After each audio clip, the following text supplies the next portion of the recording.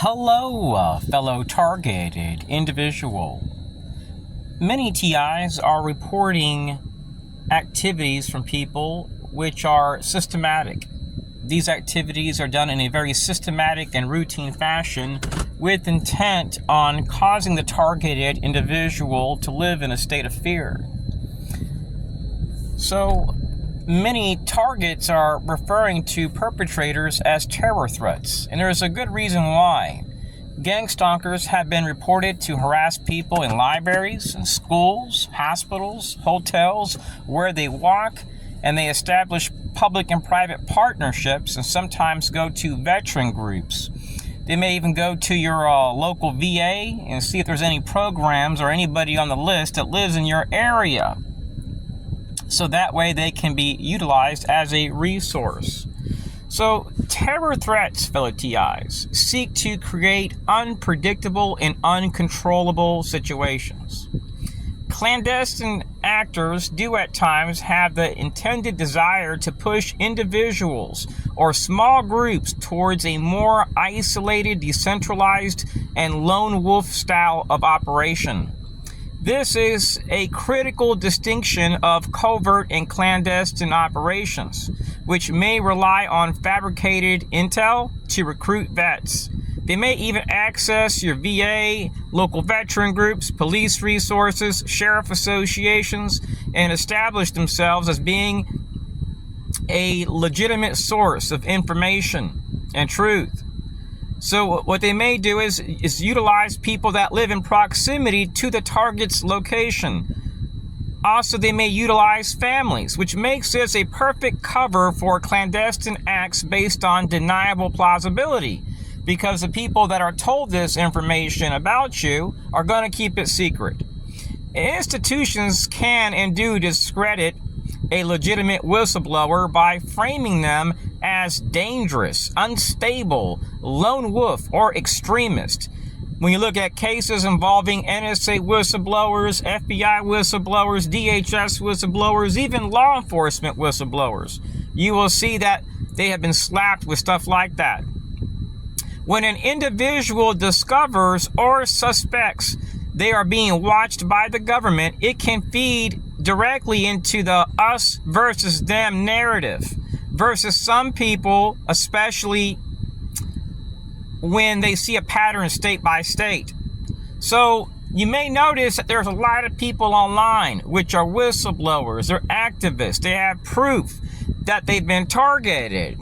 And what happens is it forms this sense of learned helplessness, that it's pretty much these people against a corrupt system. In my eyes, it's not like that. For me, it's just dealing with rogue actors within the government, not the government as a whole.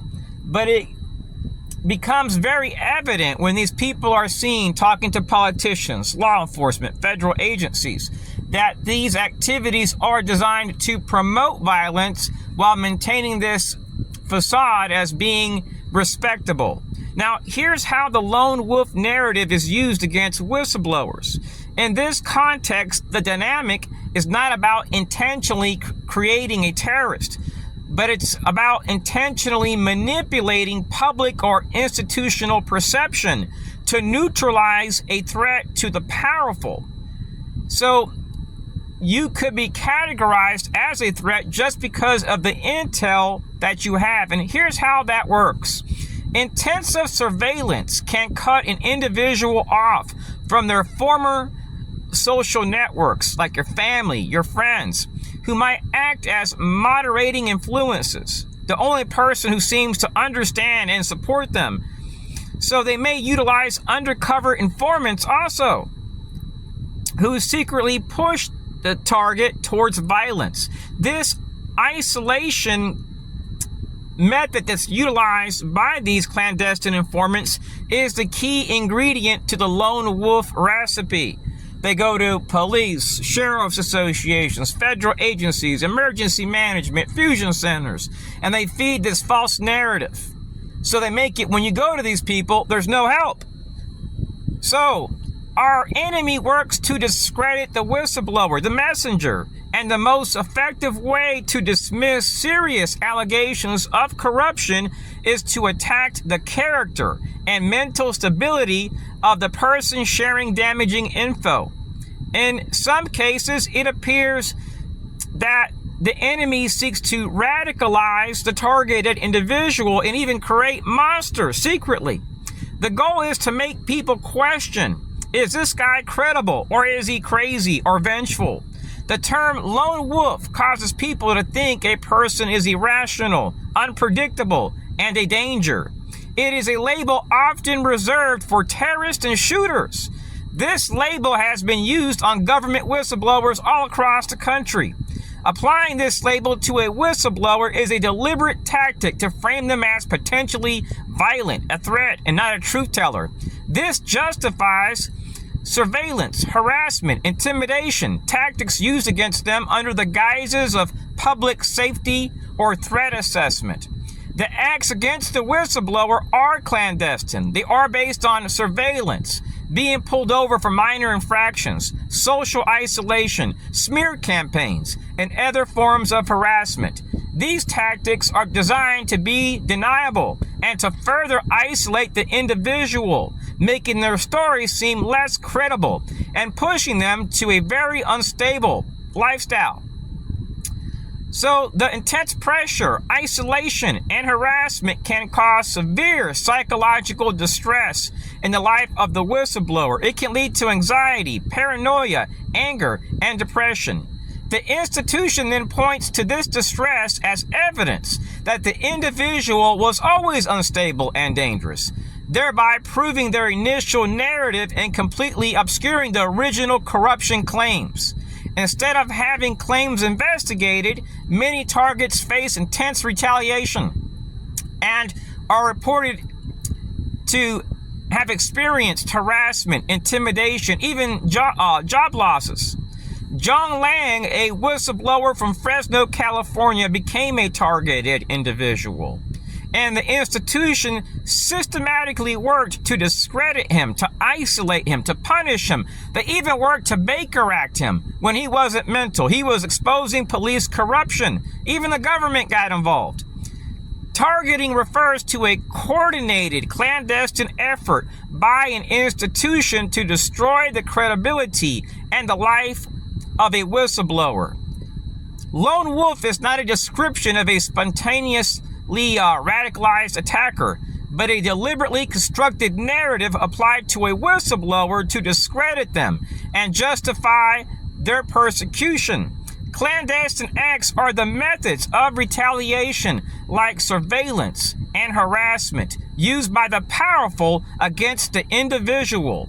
This case is a critical reminder that the language of national security and threat assessments can be co-opted and weaponized by corrupt institutions to protect themselves from accountability. Have you ever wondered why no inspector general writes back or no agency, why they slam phones? They do not want to take accountability. It's not about preventing violence. It's about preventing exposure for them. The true terror threats, they seek to utilize people, fellow TIs. They want to amplify their actions by utilizing people, isolating them, and controlling them. A terror threat is not your friend. To identify potential terror threats, we need to understand, fellow TIs, their ideals, their chain of command, their objective. And we need to expose those which seek to promote violence in our schools and in our communities, which seek to utilize sheriff's associations, which seek to utilize ex-Army, active duty Army, defense contractors, role players, black ops. They've turned this into a business. Defense contracting is a business. In a moment, I'm going to go into the store called At Home. It's on the outskirts of Clearmont, Florida. One day I came here with my family. We were looking for pictures.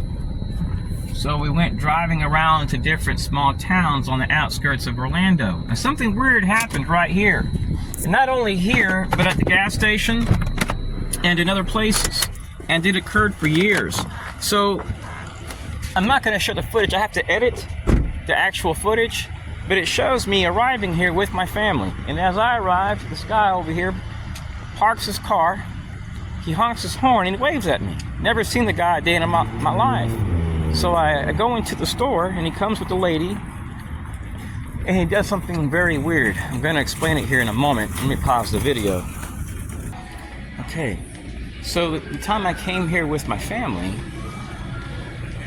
I walk over here to the picture area, and the guy that parked across from me, he follows me to this area, and I come right over here in this area, and I bought a picture right here. So the guy walks up to me, he whistles like this close to my face and puts his head out. I said, "Sir, stop that." Then he walks out with his wife. So I go to the gas station right next door to At Home. It's the only one in Clearmont, Florida. And a lady with a U.S. Army Disabled Veterans tag comes up to me, and she has a kid with her. She pats the kid on the back and says, "Whistle now." So I go out to eat, and a lady comes in there with some kids. And I had seen this lady earlier at the library. And she told her kid to sit at this table with me, but all these tables were empty. So he looks at me and he whistles. So when they're in the restaurant, she says, "Now." And the kid stands up, looks at me over the booth, and whistles. So then I go to my house, and I get on my e-bike. And then when I exit the place, there's a car with the U.S. government tag. It's all blue, the car. And then days after this, something really weird happens. When I get to my residence, I see a blue car with a U.S. government tag. I have it all recorded. And then a group of people all wearing blue confront me. So when I run their tags throughout weeks of doing surveillance discreetly at night, passing by their places and just getting their tags, I find out one works for Lockheed Martin, one works at a small business opportunity center, which is funded by DOD. It's to help veterans and small business vendors. I was being harassed by people that had NIMS t-shirts, people tied to civic groups, people that operate from outside of the county, which are ex-law enforcement, sheriff association members. So every single time I went to buy food with my family, which I did about 98% of the time when I go out shopping, it's with my family, I was being harassed. And even when I ate food, well, one thing I found weird was these people drove black SUVs, they weren't carrying guns, they're making over 6 figures a year, I'm seeing Virginia tags, and they would harass me at a Wawa gas station on Daniel Street in Winter Garden, Florida. And what was weird was the area would resemble an active shooter scene. They would get out with green reflective vests and block the corners. I would see Virginia tags. I'm just there to buy gas. Why would somebody do something like this? And then I go to a gas station. I think it's called Keysmart. I had the guy's email and everything. The lady kept showing up as I did, and she would scream, "Active shooter," and then run out. So one day I go there, and she comes in there, and she keeps coming in there flirting with the guy and pointing at me, trying to single me out. I'm like, "Ma'am, I'm just here to buy stuff and leave." When I go out, I see it says Florida Sheriff Association on her car, and then she has a Star of David sticker on her car. I start going to the library. I have weird encounters with people in black SUVs wearing suits with elderly people. I go to Tampa, and I'm shopping with my family. We get to the car, and there's a young lady, maybe 24 or 25, with the Special Activities Division t-shirt on with a fleet of people that are elderly. I go shopping, I'm discovering false reports being sent to police when I'm there to buy a car, when I'm eating with my family, when I'm going to the beach. I can go to Sarasota and I'll get harassed in the same exact, just for my first time going there, going to the beach, and then the next day I'll get harassed in Orlando, Florida in the same exact manner by people that have a ex-military background or a background in contracting. It doesn't make a lot of sense. Those which are involved in activities based on the promotion of violence are concealing their activities, but those like myself have reached out to the following, and this is not all of the people that I've reached out to. This is just some. And what I've noticed is that when I reached out to DHS, they would slam phones on me, the NSA, FBI, DHS, it's the norm.